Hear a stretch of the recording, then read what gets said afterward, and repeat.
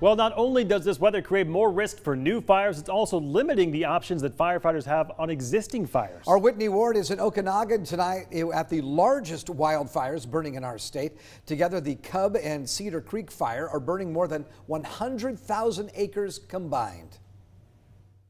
Good evening. Yeah, we are here at Paragon State Park in Okanagan County. This particular area is actually sandwiched right between the Cedar Creek fire and the Cub Creek fire. This has become the main spot for air support for the helicopters that are tasked with fighting these fires to come and continue to pick up either water or retardant. You can see these red tanks here behind us. That is the retardant. That's the red substance that you see them usually dropping from the air, sometimes when they are doing structure protection. Also behind me is Paragon Lake, and you can see that is where they are doing a number of water drops, and they have been doing water drops on most days.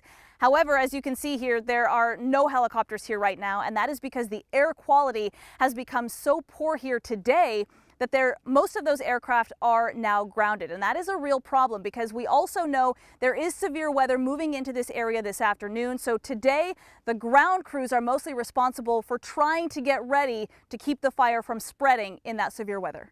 We've got those crews kind of in the far northern part of the fire, which is where we were able to see yesterday when we got some infrared data that's kind of where the fire is still, the most active. And so we've got extra crews up there.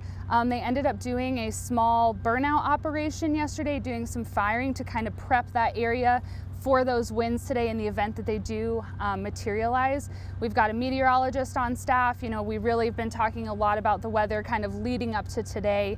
And if we can kind of get through today, the weather looks a lot more promising the next few days after this. Now, as of tonight, between the two fires, we know there are more than 800 people who have been evacuated. There are level 1, level 2, and level 3 evacuations, again, between the Cedar Creek fire and the Cub Creek fire. I'll have more on that coming up tonight on KREM 2 News at 6. In the meantime, in Okanagan County tonight, I'm Whitney Ward, KREM 2 News.